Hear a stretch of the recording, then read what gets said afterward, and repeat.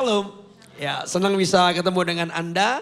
Dan sepanjang hari ini saya menyampaikan firman Tuhan tentang bagaimana dipimpin oleh Roh Kudus. Saudara, di bulan Juni ini gereja kita punya tema ini. Supaya setiap jemaat bukan hanya hidup menjadi orang Kristen. Tetapi menjadi orang Kristen yang dipimpin oleh Roh Kudus. Katakan amin. Dan ini ada beda sekali. Karena itu kita akan belajar bagaimana Roh Kudus diberikan kesempatan untuk beroperasi, bergerak di dalam kehidupan kita. Ya, sepanjang hari ini saya sengaja mengambil tokoh-tokoh Alkitab, kita belajar. Tadi pagi saya menyampaikan soal seorang tokoh yang namanya Ahitofel. Anda tahu Ahitofel? Tahu? Ahitofel itu adalah seorang penasehat daripada Daud. Seorang yang Alkitab bilang bahwa nasihatnya itu seperti nasihat Tuhan. Jadi orang ini sebenarnya luar biasa. Tetapi Ahitofel itu gagal di dalam sikap hati. Dia marah ketika dia marah dengan Daud ketika Daud itu tidur dengan Batseba. Batseba itu adalah cucunya dia. Batseba itu bukan wanita nakal, bukan. Dia adalah istri Uria, panglimanya Daud. Ya, Daud melakukannya, maaf ya, pakai kata-kata ini ya, pakai sedikit unsur memperkosa. Sehingga Batseba ini marah dan tidak suka dengan situasi itu. Dia bingung dengan harus dengan siapa. Akhirnya satu yang bisa memberitakan Daud adalah Ahitofel. Dia itu adalah kakeknya dia. Dia cerita di situ. Ahitofel pasti marah. Daud tahu, Daud ditegur oleh Nathan. Daud minta maaf, minta ampun. Tapi itu pun tidak cukup bagi Ahitofel untuk mengampuni Daud. Sehingga Ahitofel berikhtiar ingin membunuh Daud dengan tangannya sendiri. Sampai akhirnya karena persoalan hatinya yang gak beres. Maka di persoalan hatinya itulah akhirnya justru Ahitofel mati bunuh diri. Padahal itu orang yang dipakai Tuhan. Hatinya gak mau dipimpin oleh Roh Kudus. Dia dipimpin oleh perasaannya sendiri. Ya, lalu yang kedua saya ikut ibadah soal tadi. Siapa lupa? Siapa? Elia, saya lupa sendiri. Elia seorang yang tetap setia di dalam pergumulan. Dengan situasi yang paling sulit bagi dia. Dia tetap setia. Ya, dia berkata, aku seorang diri bersama dengan Tuhan. Di tengah-tengah persoalan kekeringan yang melanda Israel 3,5 tahun tidak turun hujan. Sepi, kering. Tapi Elia tetap bersetia dengan Tuhan. Orang ini adalah di masa yang paling sulit pun dia mau tetap dipimpin oleh Roh Kudus. Amin. Nah, yang ketiga sekarang saya akan menyampaikan yang namanya Mephiboset. Mephiboset, saya mau tahu dulu siapa yang tahu Mephiboset? Tidak apa-apa. Kira-kira siapa Mephiboset? Mas kenapa sih? Anaknya Jonathan, betul. Ya. Jadi Mephiboset itu adalah anak daripada Jonathan. Cucunya siapa? Saul. Ya, Mephiboset ini sebenarnya kalau melihat dari background hidupnya, harusnya Mephiboset itu mewarisi kerajaan Israel. Karena apa? Dia cucu daripada Saul. Harusnya dia ini adalah seorang yang punya bagian tahtanya Saul. Harusnya. Tetapi karena peperangan antara Daud dan Saul. Maka Mephiboset ini tersingkir. Ayo coba kita lihat ceritanya ya. Yuk kita baca Alkitab kita. 2 Samuel pasal 9.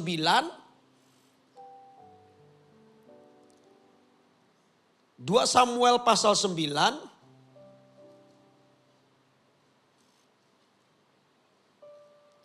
2 Samuel pasal 9 ayat 1 sampai dengan 9 dulu, kita baca dulu kisahnya ya. 2 Samuel.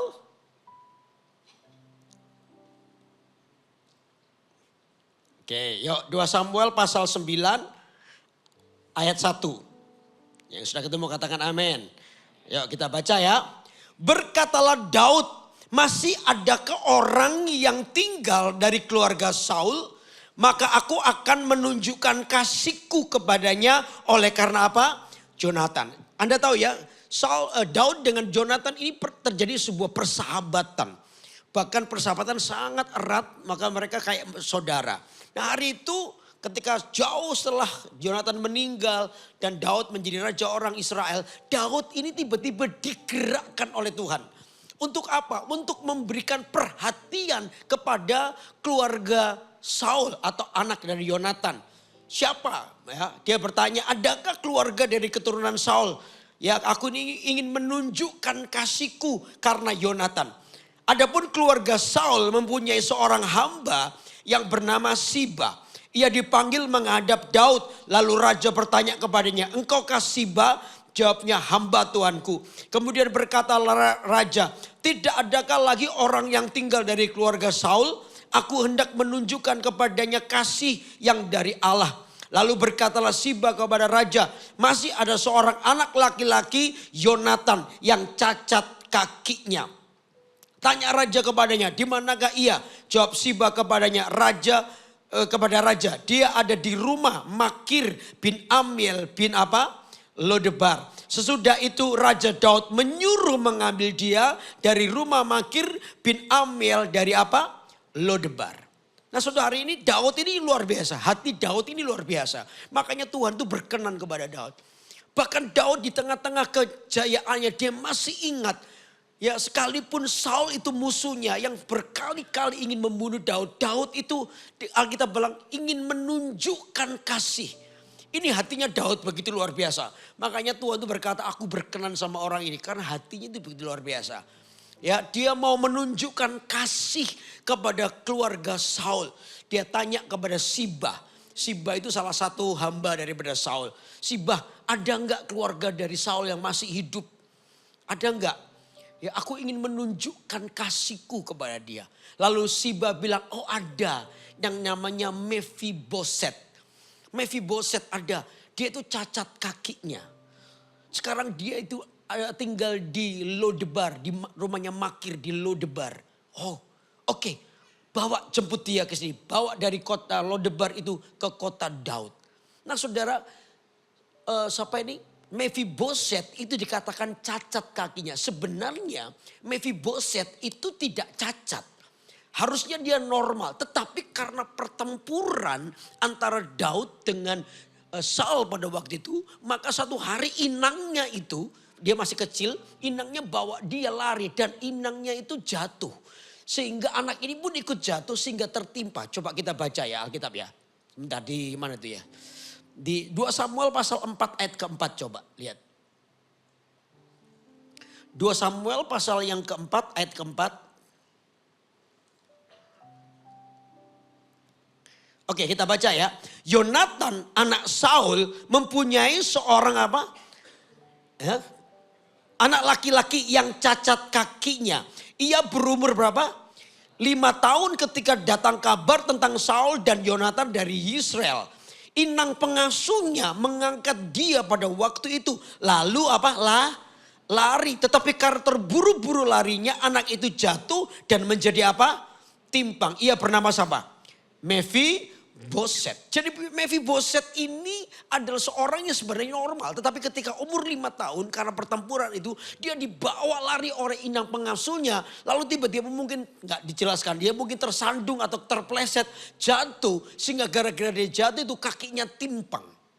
Setelah itu karena terjadi sebuah permusuhan itu maka dibawalah Mephiboset. Mephiboset dibawa ke kota yang namanya Lodebar.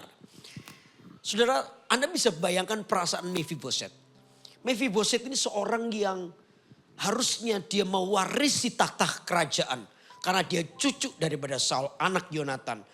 Ya, harusnya dia menggantikan papanya, menggantikan engkongnya untuk jadi raja. Tetapi gara-gara peperangan dengan Daud, maka dia tersingkir. Dia nggak dapat bagiannya, pertama.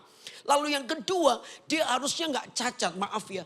Seorang yang cacat karena peristiwa, dia tahu cacat ini karena sebuah peristiwa dengan Daud. Oh, dia mungkin marah dengan Daud.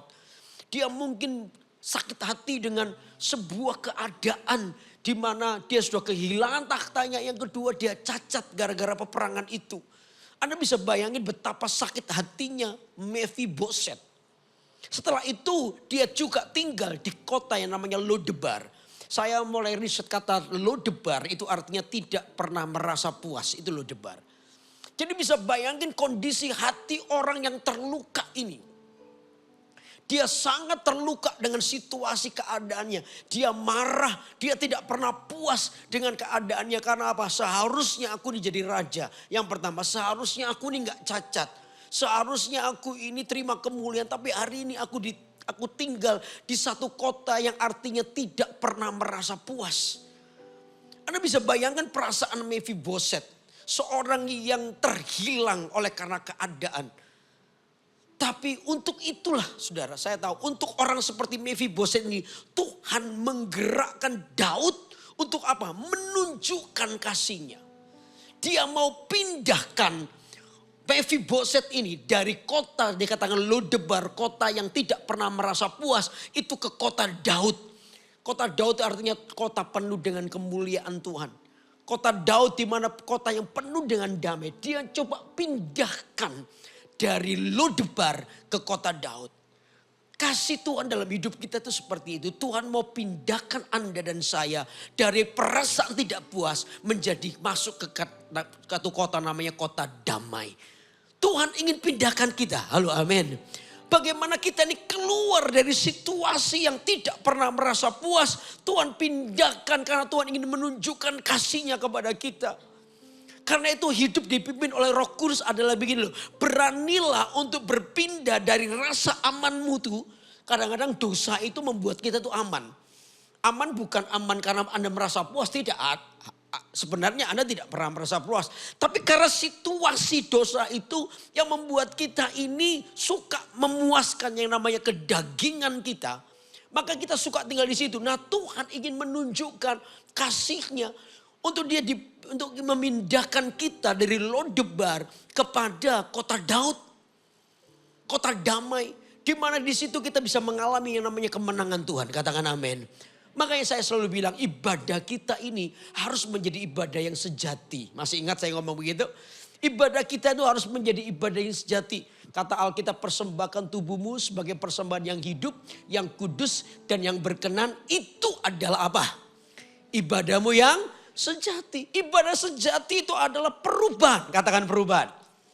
Di mana kita mengalami perubahan dari Lodebar dipindah ke kota Daud. Terjadi sebuah perubahan hidup kita. Tuhan ingin kita mengalami sebuah terobosan secara rohani. Orang yang dulu menyukakan daging, pikiran kita cuma menyukakan daging. Tapi hari ini kita dipindah menjadi orang yang mau hidup dalam pimpinan Roh Kudus. Katakan amin. Karena itu perlu hati yang mau diubahkan. Saya masih ingat ini, saya adalah seorang yang keras sekali. Saya suka bertarung di jalan. Saya SMP kelas 2 pernah. Saya cerita gini tidak dengan bangga ya, nggak enak cerita ini. Tapi saya agak cerita dengan Anda. Saya SMP kelas 2 pernah pukul papa saya pakai kursi bakso yang dari kayu. Karena saya penuh dengan kemarahan. Hati saya ini penuh dengan kemarahan. Saya itu seperti tinggal di Lodebar. Satu hari saya marah dengan papa saya. Saya ambil kursi itu lalu saya pukul kepala belakang sini. Dan jadi orang yang keras. Saya tidak bisa menerima ejekan orang atau hati saya ini mudah marah. Karena itu jadi perasaan tidak puas. Marah sekali. Dan satu hari saya ini pernah hidup di dalam situasi kondisi kayak begitu. Satu hari saya ini lagi jatuh cinta sama seseorang wanita, boleh ya? Boleh kan? Itu SMA saya lagi jatuh cinta. Lalu dia ikut retreat di sebuah sekolah. Saya kejar dia sampai di retreat. Jadi saya daftar retreat bukan karena mau cari Tuhan tapi cari cewek itu. Akhirnya saya pergi retreat. Wah di sesi begini. Wah pendetanya, wah khotbah begitu. Saya loka karya di belakang, cerita yang jorok-jorok gitu kan. Ya, teman-teman saya ketawa semua. Dan saya ini dididik keras ya. Papa saya selalu bilang laki-laki itu gak boleh nangis. Saya itu pernah berkelahi dengan 10 orang. Berdarah, dipukul pakai kayu, hancur. Ya saya pulang gak nangis. Mama saya kaget, lo kok darah semua, apa kamu berkelahi lagi ya? Ayo. Papa saya bagus gitu. Jadi kerasnya Anda bisa tahu ya, saya anti nangis. Saya paling benci lihat laki-laki nangis. Itu dididik begitu keras. Lo debar karena perasaan tidak puas, kecewa dengan keadaan. Lalu saya di retreat itu, ya saya suka cerita saya nggak terlalu anggap rohani. Ya, pembicara hari pertama khotbah, habis khotbah tentang siapa yang terima Yesus, yuk maju ke depan sini. Teman-teman saya maju, ya mulai nangis, saya di belakang, saya lihat, saya nggak suka lihat laki-laki nangis. Apa sih nangis-nangis gitu. Ya agak aneh buat saya dan nggak suka begitu ya. Hari kedua pendetanya khotbah lagi, khotbah lagi. Ya teman-teman saya boleh bertobat, teman-teman lokakarya saya yang di belakang itu ada yang boleh bertobat. Nangis, nangis tak injak kakinya, gak usah nangis. Gak usah nangis, tambah banter nangisnya, sakit yut, tambah kenceng nangisnya. Gak usah nangis. Ya hari ketiga pendetanya nggak nantang. Habis khotbah nggak nantang terima Yesus. Dia coba begini, kalian duduk aja, kalian terima lawatan Tuhan. Dia nyanyi lagu, ini lagu pertobatan saya, kunci FFF. Nah ini pertobatan lagi. How exalt thee. Indonesia gimana nih? Exalt thee. Apa gimana? Sembah kau, oh Tuhan. Lagu ini. Kau ku sembah, tiba-tiba pembicara nyanyi lagu ini. Ya teman-teman saya mulai naik pilek, nangis semua. Saya di belakang saya lihat tuh saya gak tahan, saya mau keluar. Tapi saya gak bisa keluar, kayak ada lemnya dia. Gak bisa berdiri. Kayak susah, saya kayak duduk di situ. Teman-teman saya nangis semua. Saya enggak. Hati saya apa sih ini. Tiba-tiba ya, saya tuh merasakan pelukan. Yang tidak pernah saya rasakan. Saya ini seorang yang tidak pernah dipuji. Tidak pernah dipeluk lalu bilang, kamu hebat. Tuhan, Papa mengasihi. Enggak pernah saudara. Papa saya itu didikannya Chinese betul-betul. Ya, kalau salah, dimarahin. Tapi kalau bagus gak dipuji. Katanya nanti sombong anaknya, gak usah dipuji. Itu gak tahu dari mana itu ya, salah ya kan. Jadi saya tuh gak pernah dipeluk, gak pernah dipuji. Dan itu membuat saya jadi orang yang keras sekali. No mercy, tidak ada pengampunan. Tapi hari itu saya seperti kayak ada yang meluk gitu loh dari belakang. Ya, dan saya tuh gak suka peluk-pelukan tuh, gak suka.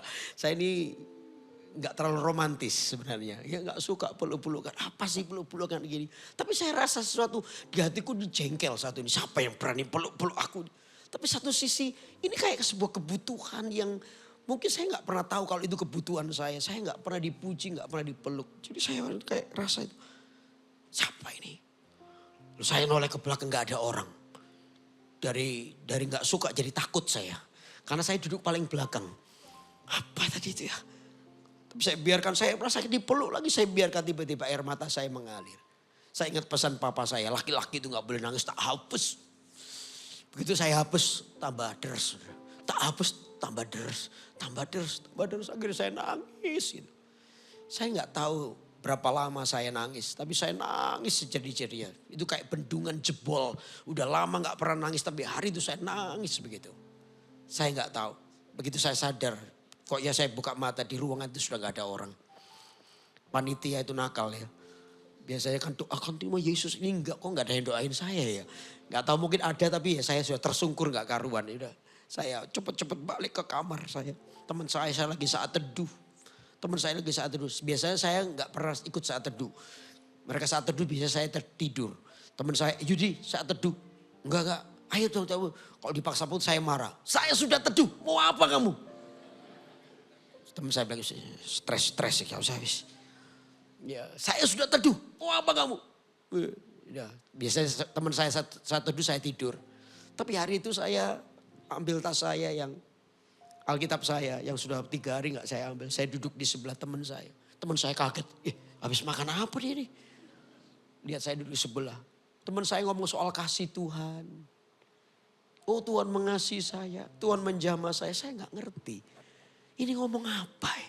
Apa sih kasih Tuhan itu? Apa sih dijamah Tuhan itu apa? Gak ngerti saya. Ini bahasa planet saya nggak ngerti. Saya di zaman tua atau di saya nggak ngerti. Setelah itu mereka doa, saya diem aja. Saya juga nggak ngerti mereka apa. Lalu sempat tidur, ya lampu sudah dimatikan, saya tidur. Tapi saya nggak bisa tidur, saudara. Saya teringat tadi, kenapa kok saya bisa nangis ya? Aku ini kan nggak pernah nangis. Hatiku ini kan keras begini kok bisa nangis ya tadi ya? Kenapa? Saya kepikiran terus. Tiba-tiba saya hati saya kayak mulai berkata kepada Tuhan, Tuhan, aku ini nggak kenal Tuhan loh. Tapi aku pingin kenal Tuhan sih sekarang. Pingin tahu sih. Saya pakai bahasa Inggris, saya bilang, Lord I want to know you more. Aku pingin kenal Tuhan lebih lagi.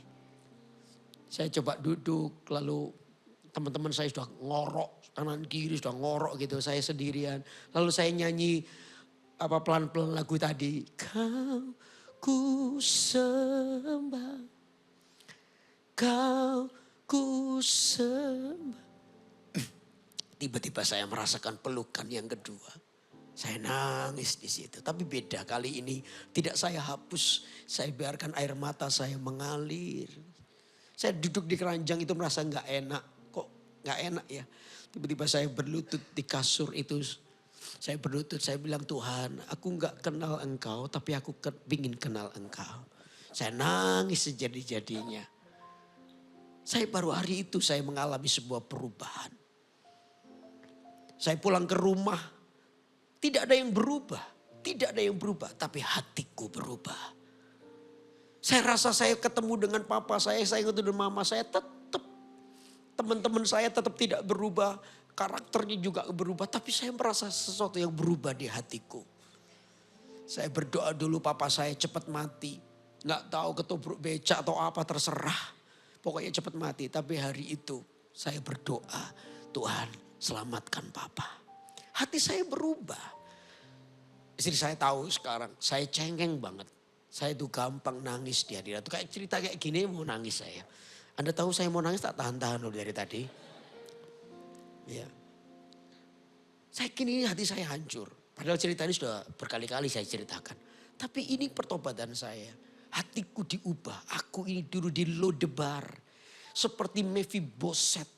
Yang hatinya itu sakit karena peristiwa. Harusnya dia punya takhta itu. Harusnya dia ini tidak cacat. Tapi Mephiboset mengalami itu. Bahkan Daud bilang, aku mau pindahkan dia dari Lodebar ke kota Daud.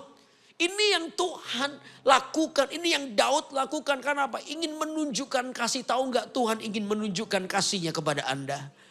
Halo amin. Tuhan ingin angkat hidupmu. Karena Anda adalah orang yang sangat dikasih. Karena itu semua background masa lalu hidupmu tidak boleh menguasai Anda. Anda adalah orang yang diubahkan. Katakan amin. Saya adalah ciptaan baru. Semua yang lalu, semua yang iblis coba rancangkan dalam hidup saya. Kegagalan, kehancuran hari ini telah disirnakan oleh Tuhan. Kasihnya besar buat hidupku. Mephiboset mengalami itu. Ya, dia dipindah dari Lodebar ke kota Daud. Lalu begitu setelah itu yang pertama. Yang kedua coba lihat.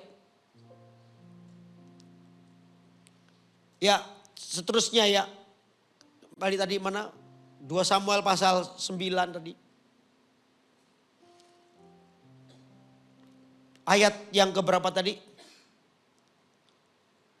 Ayat keempat. Tanya raja kepadanya, di manakah ia? Jawab Siba kepada raja, dia ada di rumah Makir bin Amiel di Lodebar. Sesudah itu Raja Daud menyuruh mengambil dia apa? Dari rumah Makir bin Amiel dari apa? Lodebar. Dan Mephiboset pun bin Yonatan bin Saul masuk menghadap Daud. Ia sujud dan menyembah. Kata Daud, Mephiboset, jawabnya, inilah hamba Tuanku. Ini yang luar biasa, saudara. Daud ini lakukan ini. Begitu Mephiboset dipindah dari Lodebar ke kota Daud. Mephiboset mungkin dalam keadaan takut tapi hatinya marah. Dia tahu kisahnya. Bagaimana gara-gara peperangan dengan orang ini aku ini kehilangan segalanya. Tapi Mephiboset gak bisa apa-apa karena ini raja. Dia takut. Tahu ya, dia takut tapi dia gak suka. Dia datang kepada Daud. Ini yang luar biasa Daud lakukan. Apa itu? Disebut namanya Mephiboset. Saudara, dalam tradisi orang Yahudi, nama itu penting. Nama itu berharga. Karena apa? Nama dari orang-orang Yahudi dihubungkan dengan Tuhan. Makanya Anda pernah tahu lagu ini, dengar dia panggil nama saya. Dengar dia panggil namamu. Dengar dia panggil nama saya. Nama yang dipanggil itu bentuk penghargaan. Itu budaya Yahudi sebenarnya. Jadi sebenarnya Daud itu ketika Mephibosheth datang, Daud itu bisa bilang, hei Kisana, Kisana lagi. Hei Dul, Jo, atau siapa lah gitu kan. Terserah ini raja, panggil orang ini gak kenal gitu ya. Hei Min, apa, siapalah kamu. Bisa begitu, tapi Daud tidak lakukan itu. Daud sebut namanya, Mephibosheth. Kalau Anda baca ya, coba di mana ya, di Yesaya coba Yesaya pasal yang ke-43 ayat 1 coba. Ini tradisi Yahudi. Yesaya 43 ayat 1. Coba baca ya. Tetapi sekarang beginilah firman Tuhan yang menciptakan engkau, hai Yakub, yang membentuk engkau, hai Israel. Janganlah apa? Takut sebab apa? Aku telah menebus engkau, aku telah apa? Memanggil engkau dengan apa? Namamu. Engkau ini kepunyaanku. Jadi Tuhan itu kalau di dalam budaya Yahudi, sudah dipanggil nama itu adalah bentuk penghargaan. Jadi waktu itu Daud ketika dia tahu Mephibosheth datang, dia langsung sebut Mephibosheth. Itu bagi Mephibosheth kayak sebuah penghargaan. Dia panggil namaku. Dengan namaku sendiri dia panggil. Itu budaya Yahudi, bentuk penghargaan. Jadi kalau Anda dipanggil namamu Yudikus Manto, bagi mereka, bagi orang Yahudi itu adalah bentuk sebuah penghargaan sebenarnya. Ya penuh. Jadi makanya waktu Daud panggil dia, Mephibosheth, itu bentuk penghargaan yang tertinggi. Seorang raja yang harusnya bisa panggil, hei siapalah, gak pakai nama lah. Min, Dul, Jo, Kisana atau apa terserah. Tapi Daud tidak lakukan itu. Seorang tinggi yang memanggil nama Mephibosheth. Saya tahu waktu nama Mephibosheth disebut, bentuk penghargaan mulai terjadi. Hari itu sebenarnya semua sakit hati Mephibosheth itu runtuh, saudara. Kemarahan, kekecewaan Mephibosheth tiba-tiba runtuh, hancur. Karena apa? Sebuah penghargaan. Saudara dan saya harusnya gak layak. Tapi Tuhan panggil engkau dengan namamu. Karena Tuhan menghargai dirimu. Katakan amin. Makanya ini yang membuat Mephibosheth langsung sujud tersungkur. Ayo kita kembali ya tadi ya. Kemana tadi? 2 Samuel pasal 9. Ayat yang ke...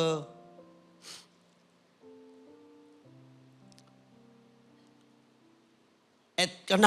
Dan Mephibosheth bin Yonatan bin Saul masuk menghadap Daud. Ia sujud dan menyembah, kata Daud. Mephibosheth, jawabnya, ini hamba Tuanku. Kemudian berkatalah Daud kepadanya, janganlah takut sebab aku pasti akan menunjukkan kasihku kepadamu oleh karena Yonatan ayahmu. Aku akan mengembalikan kepadamu segala ladang Saul nenekmu dan engkau akan tetap makan sehidangan denganku. Lalu sujudlah Mephibosheth dan berkata, apakah hambamu ini sehingga engkau menghiraukan anjing mati seperti aku. Wow.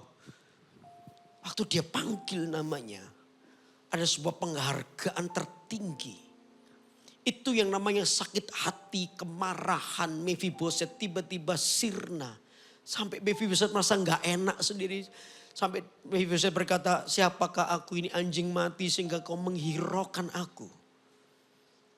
Saudara, perasaan yang coba iblis suntikan dalam hidup kita adalah perasaan tidak berdaya. Anda bukan apa-apa. Kita ini kayak pendosa yang tidak layak diampuni. Tapi Tuhan ingin menunjukkan kasih-Nya. Dia ingin memakai hidup Anda. Katakan amin. Siapapun kita. Saya merasa bahwa aku ini gak layak. Saya merasa bahwa hidup saya kotor. Saya gak layak. Tapi malam itu ketika saya mengalami perjumpaan dengan Tuhan, saya nangis sejadi-jadinya. Air mata saya tidak saya tahan-tahan lagi. Saya nangis, saya bilang seperti Mephibosheth bilang, siapakah aku ini anjing mati yang kau hiraukan ya Tuhan. Aku ini harusnya nggak layak. Aku ini harusnya nggak bisa apa-apa. Tapi Tuhan ampuni. Katakan amin. Kalau ada anak main lumpur, saya selalu bilang yang dibuang itu lumpurnya. Anaknya diterima lagi. Tuhan itu dengan kita begitu. Kalau ada anak main lumpur penuh dengan lumpur badannya. Dibuanglah lumpurnya, anaknya dipeluk lagi. Tapi kalau kita berbeda, kita itu anaknya dibuang lumpurnya yang disimpan, betul gak? Halo, betul gak? Awas ya kamu tuh turunan gak tak ampuni, itu namanya nyimpen lumpur, anaknya dibuang. Nah, Tuhan itu membuang lumpurnya, anaknya diterima. Dia sebut namamu, dia menghargai, dengar dia panggil nama saya, juga dia panggil namamu. Dengar dia panggil nama saya, juga dia panggil namamu. Ku jawab, ya, ya. Ku jawab, ya, ya, ya. Ku jawab, ya Tuhan. Ku jawab, ya Tuhan. Ku jawab, ya, ya, ya. Dia panggil namamu karena dia menghargaimu. Amin, saudara. Dia tidak lagi melihat lumpur yang pernah merusak atau mengotori badan kita. Dia bersihkan, dia buang lumpurnya, dia terima anaknya. Tuhan mengasihi kita. Iblis pekerjaannya itu membuat kita tuh gak layak. Sebuah perasaan gak layak. Ini yang coba iblis suntikkan dalam diri kita sehingga kita gak merasa layak. Ya, Mephiboset sudahlah gini loh, menyesal itu gak apa-apa, itu penting. Tapi Anda tidak boleh terus tinggal dalam penyesalanmu. Masih ada pekerjaan besar yang harus kita lakukan, katakan amin. Kita tidak boleh tinggal di dalam rasa bersalah. Ya, siapakah anjing mati sampai Mephiboset bilang, siapakah anjing mati seperti aku sehingga kau menghiraukannya. Oke. Hari itu Mephiboset merasa seperti anjing mati. Tapi karena Daud menunjukkan kasihnya, dia bilang ini apa yang seharusnya engkau layak terima, tak kembalikan kepadamu. Ya, kamu akan terima semua kemuliaan, semua hal yang harusnya kamu berhak menerimanya, tak berikan semua kepadamu. Kamu layak menerimanya. Sudah, tiba-tiba Mephiboset akhirnya Tuhan perasaannya ini bangkit, bukan lagi seperti anjing mati. Ya, tapi kita ini menjadi orang yang layak dipakai oleh Tuhan. Katakan amin. Dan ini perubahan terjadi. Dia merasa bahwa hidupnya diubahkan. Dan yang lebih dahsyat. Coba baca lagi setelah itu. Apa? Ayat 9. Lalu Raja memanggil Siba hamba Saul itu dan berkata kepadanya. Segala sesuatu yang adalah milik Saul. Dan milik seluruh keluarganya. Ku berikan kepada cucu tuanmu ini. Wow, luar biasa ya.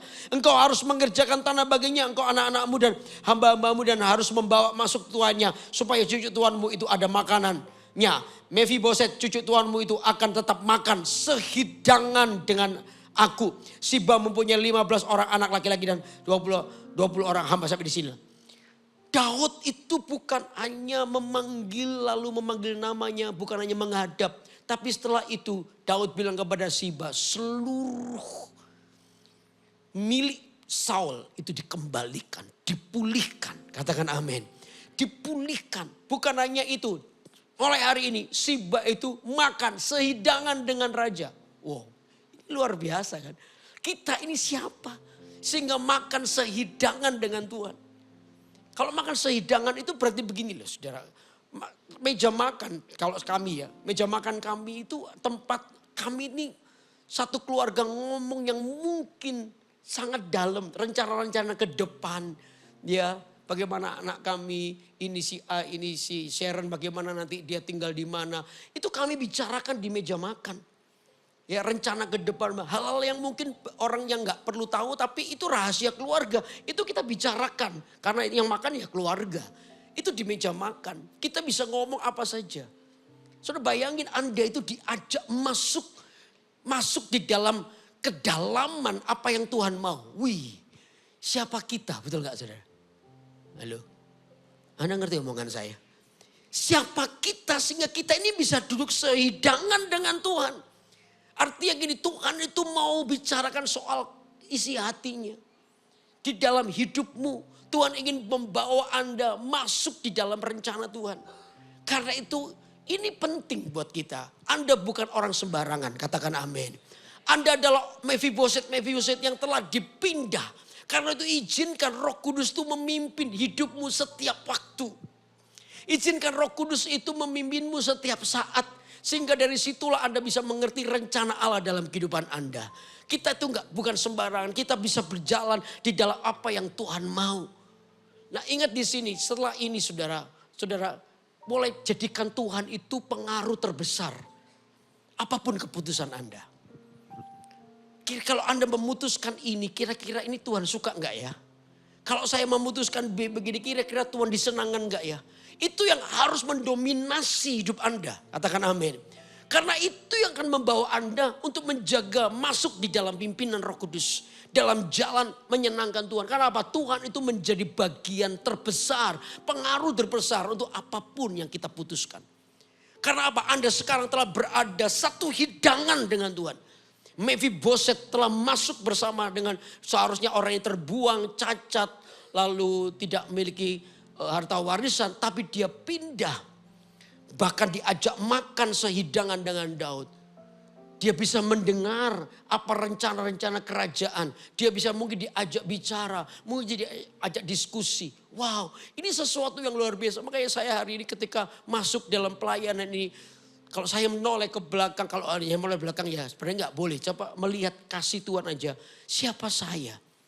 Sehingga hari ini diajak untuk masuk di dalam pelayanan. Karena itu janji kita kepada Tuhan. Tuhan, sekali aku dipindah dari Lodebar, aku tidak akan pernah kembali ke sana lagi.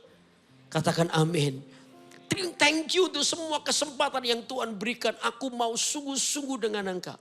Aku mau memberikan yang terbaik untuk Tuhan. Dari situlah hidupku ini mulai tertata. Disitulah aku memberi kesempatan untuk Roh Kudus menuntun hidup kita. Dari waktu ke waktu. Ayo perasaan kita letakkan. Ya kita letakkan kepada kehendak Tuhan. Perasaan kita, kadang perasaan kita ini menjadi perasaan yang seperti tadi pagi saya bilang kepada teman-teman di ibadah pagi. Saudara, kegagalan daripada siapa tadi? Ahitofel itu adalah karena perasaannya. Dia merasa bahwa ketika pendapatnya, ya hatinya ini masalah. Di masalah hati itu pula maka dia jatuh. Dia jatuh itu karena gini loh, karena satu saat karena dia itu kan marah dengan Daud nih. Marah dengan Daud lalu dia mau membunuh Daud. Makanya begitu si Absalom memberontak kepada Daud, dia lebih memilih berpihak kepada Absalom. Memusuhi Daud, dia gak bisa mengampuni Daud. Padahal Daud sudah minta maaf dengan seluruh pegawainya termasuk dia juga. Tapi itu pun belum cukup. Bahkan Daud ketika itu menebus kesalahan Daud. Cara Daud menebus kesalahannya apa? Dia itu menikahi Betseba, karena Uria sudah mati di medan pertempuran, dia menikahi Betseba. Menikahi Betseba itu bukan hanya menutup aib, tapi mengangkat derajat Betseba. Betul gak saudara? Betseba itu istri apa? Istri panglima tiba-tiba jadi istri raja. Diangkat, itu pun belum cukup bagi Ahitofel untuk mengampuni dia. Oh dia marah Ahitofel. Dia pengen musuhnya Daud. Dia ingin dikatakan aku mau membunuh Daud dengan tangan kananku sendiri. Masalah dengan hati. Padahal ini orang luar biasa loh. Dia itu penasihat Daud. Nasihatnya itu seperti nasihat Tuhan. Tapi dia gagal menghandle hatinya. Kedagingannya lebih berkuasa. Lodebarnya ini lebih berkuasa daripada kota Daud. Dia masih mau tinggal di Lodebar. Masalah hatinya sampai akhirnya dia jatuh di masalah hatinya. Masalah hatinya itu begini. Satu saat si siapa ini? Anaknya Daud siapa? Absalom minta pendapat. Akhirnya si Ahitofel memberikan karena dia penasehat kan. Sekarang kan nasihatnya diberikan kepada Absalom. Ya oke, begini. Tapi Absalom itu tidak begitu serak itu apa ya? Gak begitu yakin dengan nasihatnya Ahitofel. Maka dia tanya kepada yang namanya siapa itu? Siapa? Husai. Husai itu adalah penasehat tapi lebih junior. Orang Arki itu, Husai. Sama-sama penasehat tapi lebih muda. Lalu Absalom tanya sama Husai. Husai, menurut Ahitofel Kayak begitu. Menurutmu ya apa? Oh itu nasihat Ahitofel jelek kali ini. Nggak benar itu. Harus begini. Akhirnya Absalom memilih nasihatnya Husai. Nah, Ahitofel melihat, loh nasihatku gak didengar. Tapi dia mendengar nasihat juniorku, anak muda ini. Waduh, akhirnya Ahitofel diserang yang merasa tidak berguna lagi. Oh aku ini sudah tua, aku ini sudah gak dipakai lagi. Aku ini sudah gak berfungsi lagi. Ngapain aku di sini? Akhirnya Alkitab berkata, Ahitofel mati, bunuh diri dengan cara gantung di diri. Padahal ini orangnya harusnya dipakai Tuhan. Tapi karena dia masih suka dilodebar. Pengen diakui hatinya. Dia gak bisa berbesar hati. Makanya maut itu menjerat hidupnya.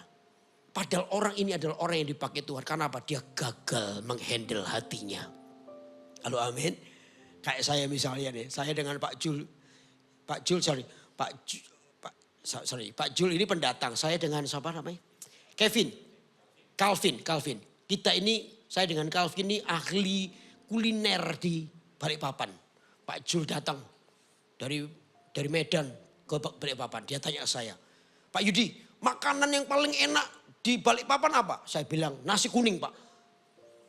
Tapi Pak Jul gak yakin, masa sih nasi kuning? Nasi kuning kan di Jawa banyak, di Medan lagi banyak itu. Udah, akhirnya tanya Calvin ini pada notabene dia lebih muda dari saya. Ya lebih muda kan ya. Kelihatan. Dia lebih muda, dia lebih junior tentang Balikpapan. Akhirnya Pak Jul tanya ke Calvin. Calvin, tadi Pak Yudi bilang makanan paling enak di Balikpapan itu adalah nasi kuning. Calvin, oh enggak Pak. Nasi kuning ada di mana? Paling enak di sini itu soto Banjar. Oh ya. Pak Jul, oh iya ya. Orang-orang juga bilang soto Banjar. Ya sudah, aku pagi ini makan soto Banjar. Saya tahu nih, ternyata nasihatku gak didengar oleh Pak Jul. Saya sakit hati. Kok bisa Pak Jul itu lebih percaya kepada orang yang lebih muda dari saya? Saya ini apa? Akhirnya saya gara-gara itu saya bunuh diri, mati. Ngerti ya? Di pintu neraka saya ditanya, alasan bunuh diri apa? Soto Banjar Pak. Kan gak enak, betul gak? Ini sama mau ngomong Kelvin lagi, sama tuh. Ahitofel tuh begitu. Dia lupa bahwa perasaannya ini harus dihandle. Orang ini masih suka, tadi saya bilang ikut dilodebar. Masih merasa gak puas, perlu dipuji dan lain sebagainya. Akhirnya Ahitofel memutuskan bunuh diri mati. Padahal Alkitab berkata orang ini nasihatnya seperti nasihat Tuhan. Makanya saya mau bilang tuh semuanya. Termasuk saya juga. Gak peduli Anda pengalaman rohani ataupun jaga hatimu. Katakan amin. Jaga dirimu. Jangan terus tinggal di lodebar merasa gak puas. Perlu pujian orang, perlu pengagungan orang, perlu orang lain mengagumi. Gak perlu sudah. Hari ini yang perlu Anda kejar adalah takut akan Tuhan. Dilihat orang atau tidak, dilihat orang lakukan apa yang benar. Itu yang membuat hidupmu akan terus berjalan dalam pimpinan Roh Kudus. Halo amin. Makanya di gereja kita saudara ini yang tahun depan, Pastor Philip sudah bilang tahun depan kita akan bawa anak-anak muda kita. Saya tadi pagi sudah titip sama Pak Yokas. Pak Yokas koordinasi ya tahun depan yang senior nanti kita pergi ke Jakarta sama-sama. Pastor Philip bilang kerahkan semua para senior kita datang ke Jakarta. Kita untuk lakukan apa? Satu ini kita akan doakan anak-anak muda. Tongkat estafetnya akan diserahkan kepada anak-anak muda. Bukan berarti setelah itu saya diganti. Bukan. Saya tetap jadi gembala. Cuma hari ini di alam roh kita percaya bahwa anak-anak muda akan dipakai oleh Tuhan. Orang-orang tua tugasnya berdoa. Katakan amin saudara. Nah dengan demikian maka gereja kita akan terus bergerak sudah. Ayo orang-orang tua amanlah dengan keadaanmu. Jangan merasa gak berfungsi. Aku gak berguna lagi. Sekarang sudah aku gak dimintai pendapat lagi. Saudara ini penyakit orang tua. Merasa tidak berfungsi lagi. Merasa tidak dianggap. Merasa tidak dihargai lagi. Please orang tua, jadilah orang tua yang baik. Jadi pendorong. Katakan amin. Ayo sungguh-sungguh berdiri di belakang anak-anakmu. Dorong mereka lakukan hal yang baik. Udah Udah gak apa-apa. Memang kita ini kadang-kadang perlu step mundur ke belakang. Sudah, ini sudah waktunya. Tapi hatimu tidak boleh terganggu dengan ketika orang lain mungkin lebih maju dari kita. Halo, amin. Kekalahan, kesalahan Ahitofel itu di situ. Ahitofel itu merasa tersaingi oleh Husai. Dia merasa aku gak berfungsi lagi. Tapi kali ini di gereja kita enggak. Justru hari ini orang-orang muda, ayo kita dorong untuk Anda melakukan yang terbaik. Itu namanya Anda lepas dari lodebar. Udah bukan tentang lagi dirimu, tapi tentang kerajaan Allah. Katakan amin. Ini yang harus kuat dalam hidup kita. Sehingga kita betul-betul seperti Mephiboset yang hari ini Anda dipindah dari lodebar. Dan Anda disebut namamu. Bagaimana Tuhan menghargai hidup kita. Lalu kita makan sehidangan dengan Tuhan. Sudah saya bilang, saya mau di situ Tuhan. Udah gak perlu dipuji, gak perlu apa. Saya mau di situ bersama dengan Tuhan selama-lamanya. Katakan amin. Saya nggak mau lagi demi apa itu orang puji saya mau keluar dari apa itu makan sehidangan. Saya nggak mau, saya ada di situ, nggak apa-apa. Saya bilang dengan teman-teman, lupakan nama Yudi Gusmanto. It's okay, nggak apa-apa. Yang penting Tuhan ingat nama saya. Halo, amin. Nggak ada yang amin. Halo, amin. Ayo kita sungguh-sungguh dengan Tuhan. Amin saudara. Yuk kita bawa hidup kita. Seperti Mephiboset datang bawa hidup kita kepada Tuhan. Dan disitulah untuk selama-lamanya Anda akan makan sehidangan dengan Tuhan kita. Beri tepuk tangan buat Allah yang besar. Haleluya, mari kita bangkit berdiri sama-sama.